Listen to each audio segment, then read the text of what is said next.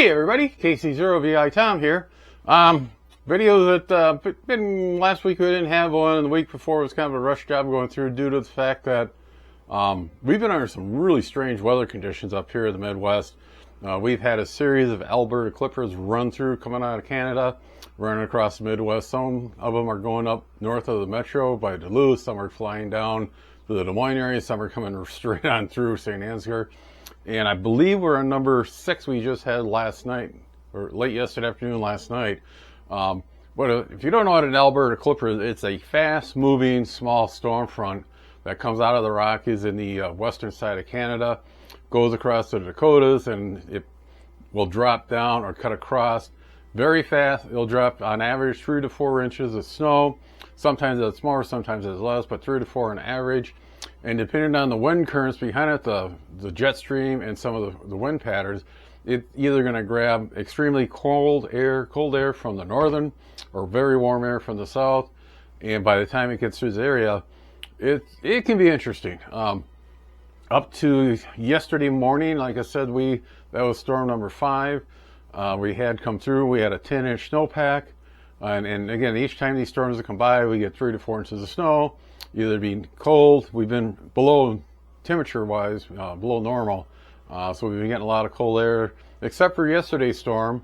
Yesterday we had a high of 38 degrees, which was wild due to the fact that the week and a half before that, our high was only in the 20s. We had overnight lows in single digits or below zero a couple times. And so here we got 38 degrees on top of a 10-inch snowpack, and instead of snowing, it rained. So it knocked down that 10-inch snowpack down to about 6 inches, but it's a real hard snowpack. I've heard people call it Sierra concrete. You get up in the mountains in the Sierra Nevada range, and as it starts to melt and freeze and melt and freeze that cycle, the snowpack will actually compact on itself, and it's extremely hard. Around here, like I said, we had 1/10 of an inch to 0.15 inches of rain last night. It finally got tapered off to a slight snow, then it dropped below freezing. So everything right now is iced over and is a little dusting on top just to polish it. So a lot of schools are closed or 2-hour delay depending where you're at. Southern part of the coverage area, they're on delay. North of me, they're all closed. A lot of businesses are closed, didn't bother opening up. Freeways are ice covered, roads are ice covered. It's one of those mornings, if you don't have to go anywhere, flop on the couch and watch TV or read a good book. Every once in a while, I'll get a comment from somebody about, why do you always talk about weather? This is supposed to be a technical show. Well, when growing up, working for my uncle, and even hanging around with my dad, one thing I've noticed is if you're in line waiting for something, or you're doing, you're sitting there with your job at your job, and you have something, you're waiting for somebody, and instead of just sitting there like a stump on a log, or somebody's on either side of you, start talking a little bit. And you don't want to talk about politics. You don't want to talk about religion. And around here in the Midwest, you do not want to talk about farm pricing. The cost of grains, the cost of chemicals, what the farmers are getting for when they go to market for their products, and how much land's costing. And it's one of those topics you just don't deal. So weather is the most easy one to get into. Everybody likes the weather.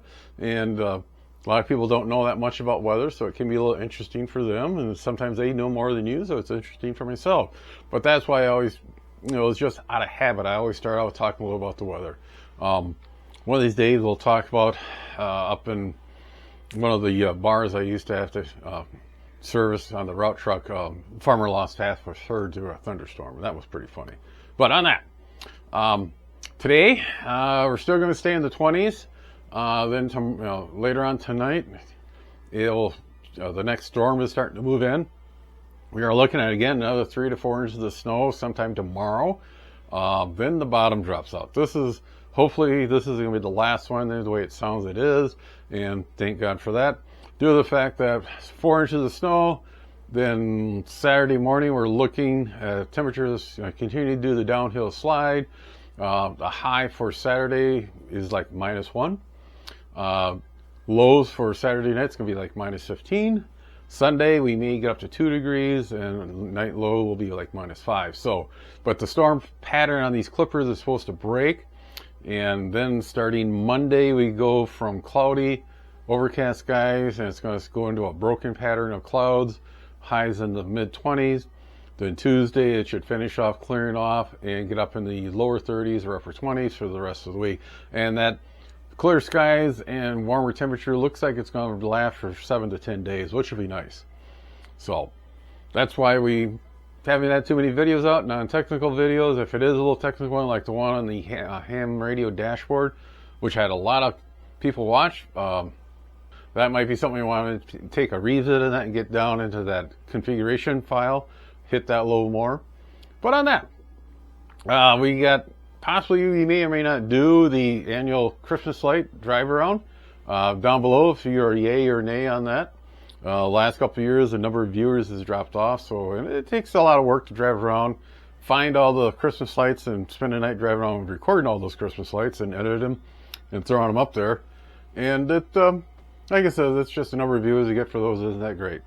The fart machine video a few episodes ago, I got a lot of, nothing down on the comment, but a lot of direct message to me. Some guys I used to work with, I haven't seen in a long time, message me and said, well, that explains a lot. If your old man gave you a fart machine to play with when you're younger, and, you know, we're lucky what you just did to us at work was, you know, very light. Another one was giving me a hard time. He's never seen one of those. Thought it was neat. He was going to build one for himself. Then he made the comment about the joke about the envelope. If you want to see this one, this is something we can't do completely on YouTube, or I'll show you guys how to make up the envelope joke. Then you're going to have to finish on off camera. And if you're easily offended of adult subjects or sexuality subjects, you may not want to do this. But if you do, make a comment down below. If I get enough people to say, yeah, let's give it a shot, we'll do it in the next video. 7-3, everybody. Hopefully we'll get back to the technical side once we get through the holiday seasons. 7-3. Take care, everybody. Be sure to tell your friends, neighbors, other hams. Subscribe, hit that bell to get notification when new videos come up. Add comments below. 7-3, everybody.